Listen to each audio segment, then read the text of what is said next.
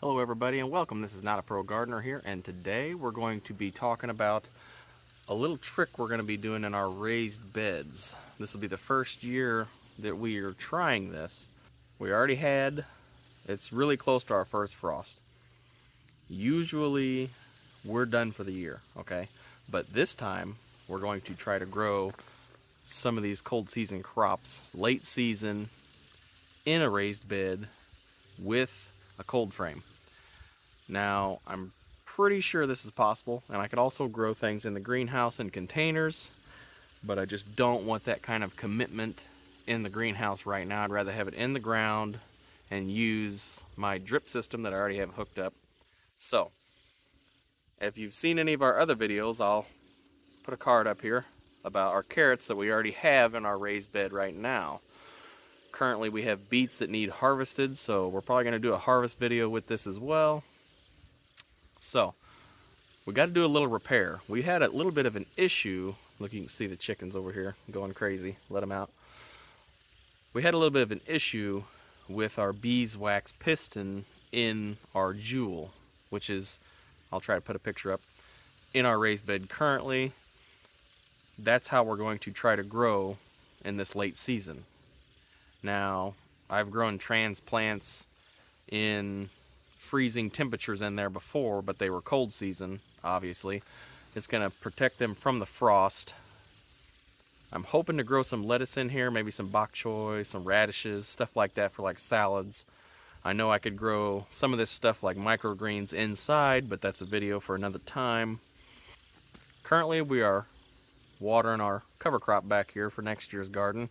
I'm going to go ahead and take you into the garden, the raised bed garden, show you the current state of the carrots, the beets, and then we're going to jump right into repairing this problem that I have and probably seed start some lettuce while we're at it. A little late on doing that, but hey, I got this greenhouse. You know, we got like 40 to 50 degree nights right now. I'm pretty sure they'll do great. The spinach didn't germinate last time, but I think I'm going to direct seed some. Let's go see what we got.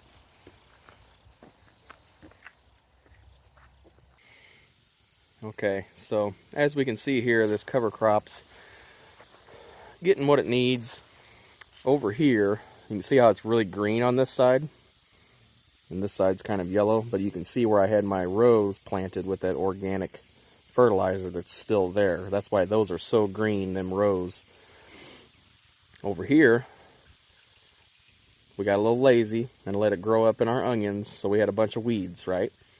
So I tarped it, and it nuked all that grass. It's dead. And then I planted this directly after cultivating it in a video that we did recently, a garden cleanup video. This is using all that nitrogen from the grass or whatever was broken down in that process.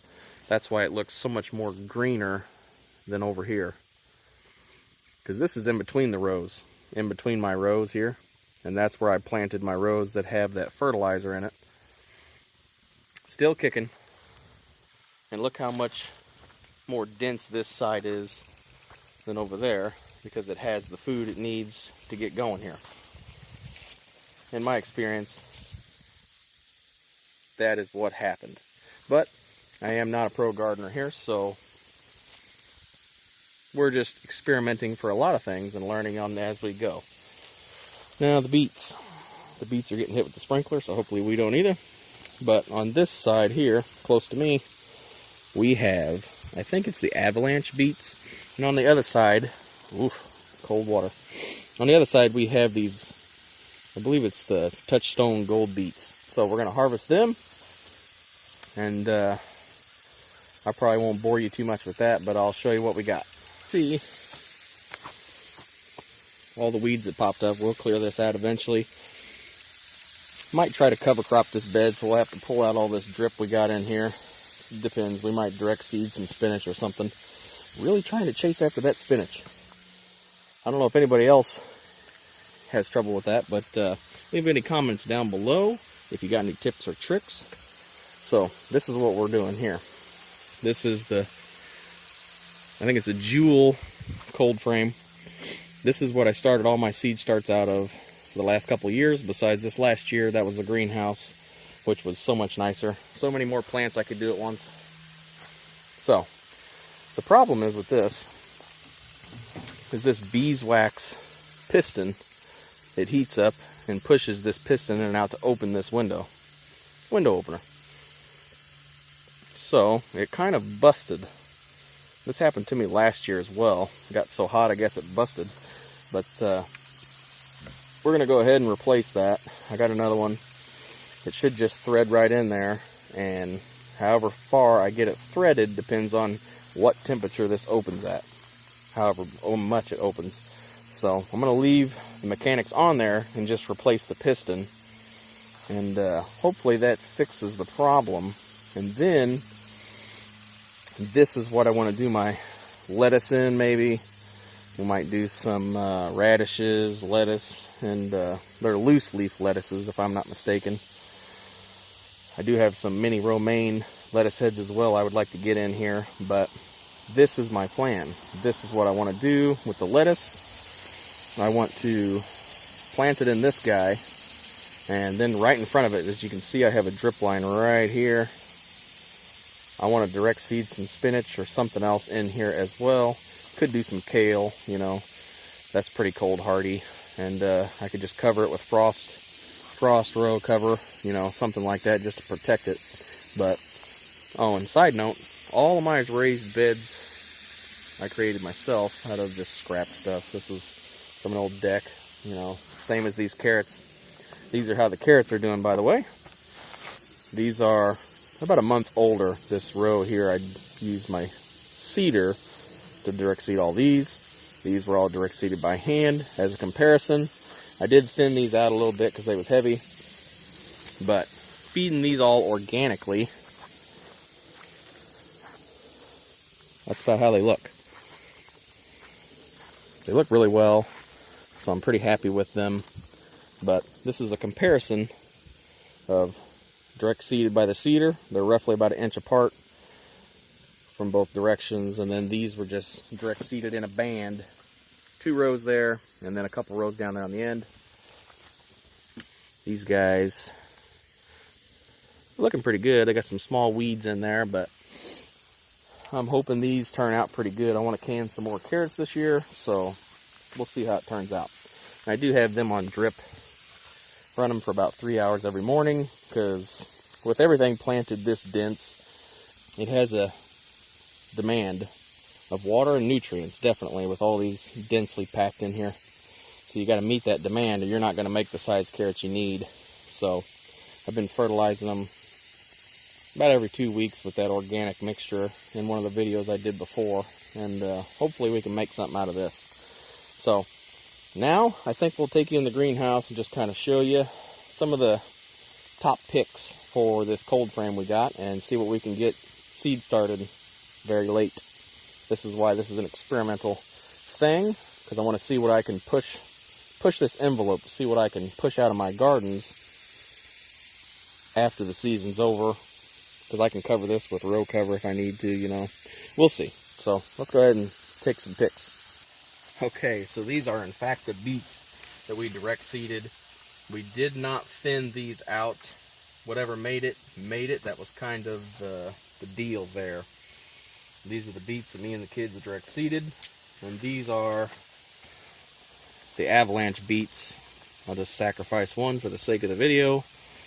This guy here is supposed to be a white beet. Look at that. That is really cool.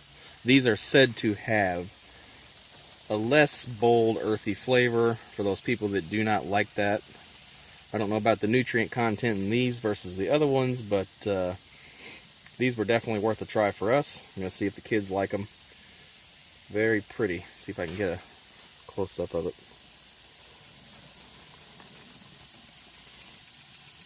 Pretty cool. I probably could show you one of these as well. Don't have very many of them, so it ain't really going to be worth much to can them, so I might just make a little dinner out of them or something.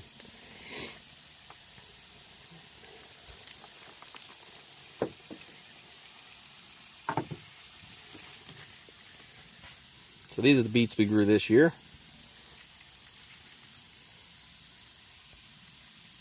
Touch-Tone Gold Beet and the Avalanche. This is my preferred size right here. Alright, so we'll take care of those later. I don't want to bore you with that. But let's see what we got here with our seeds. Alright, so this is the business end of our greenhouse.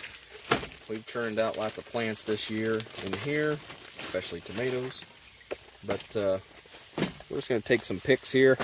This is how I organize my seeds, and if you don't have a ton of seeds, these are nice. But if you throw your seeds away after a couple years, it's not that bad if you don't have a bunch of seeds, because you can fit them in small binders. But I separate mine through cold season and warm season.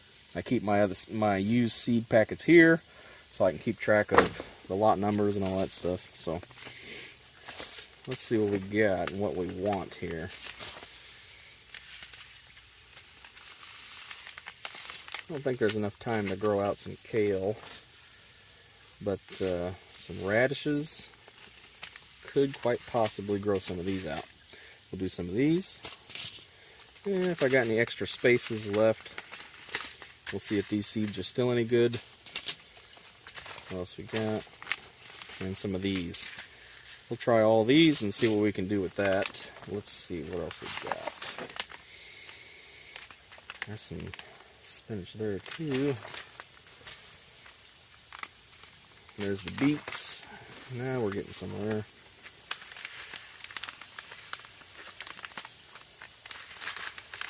Okay.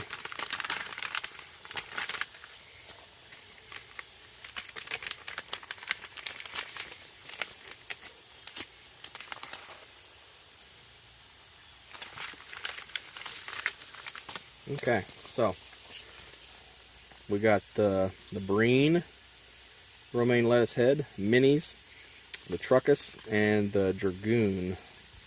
All three of those I want to try again. So, might even get this mustard seed out here. Just to kind of add that to the mix. Alright, so get an extra one of these out as well. I like to squeeze out what I can when I can. See how many cells I have. I only have so much seed starting mix here left from this year.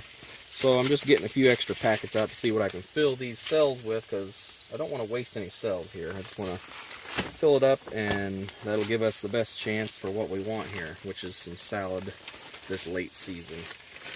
I really don't like to buy salad. I like to grow it myself. So, this is probably the size cells that I prefer to use for lettuce, because that's plenty of transplants there for me. We're going to go ahead and fill this up and go ahead and get it direct seeded. Okay, we got our varieties picked. We're going to select what we want. So I'll do the ones I want first, and then we'll pick the fill in later. So we got these three can be filled with these romaine lettuce heads. Do some of each one of these. We'll see if these seeds are good too. We got the Cherokee lettuce, Paris Island romaine lettuce head, and the red mustard greens for this other side. So that can be all leafy greens and loose leaf lettuce heads, stuff like that. Now radishes, I normally direct seed these, so I'm pretty sure I'm just going to direct seed these in front of that cold frame, or in that other raised bed we just harvested the beets out of, and just use up all these packets and just have a whole thing of radishes. That's what I'm looking for. Something to add to that salad to give it some bite, or a snack. That's what I'm looking for. We'll see if we got enough time to grow these out. I think I might be able to squeeze it in there. So let's go ahead and get this tray filled.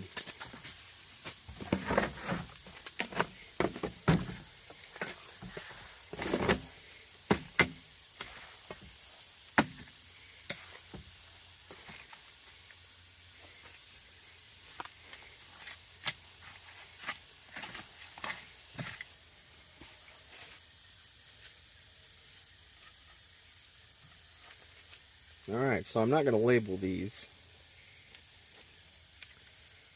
whatever comes up is going to get planted, hopefully, and survive.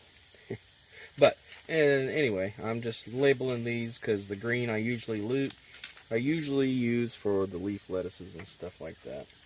The other stuff I'm going to be direct seeding out there anyway, so I don't think that's going to be an issue. So, what we're going to do with this is, the seed starting mix is moist. Next, we're going to put our seeds on top. You got to look at how deep you can plant them. Most of this stuff's about 1/8 to 1/4 inch deep, so I just press it down in the cell as deep as it needs to be, and then we top it with perlite. I will keep this stuff watered, probably keep an eye on it, make sure it's moist so them seeds have enough moisture to germinate. Once they germinate, I'll let them dry just a hair, and then kind of keep an eye on them and water them as needed. So, let's go ahead and get these seeds in, and then we're going to top it, and then that'll be pretty much done. So, just kind of sprinkle.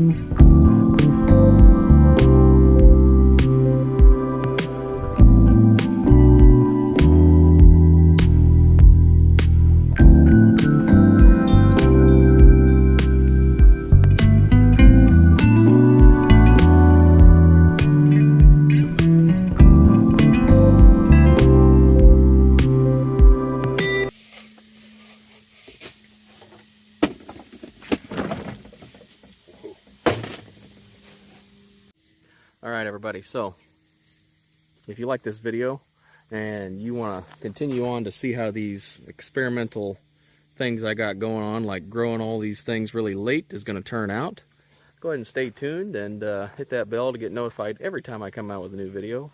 And thanks for watching. This is Not a Pro Gardener here. Have a great day.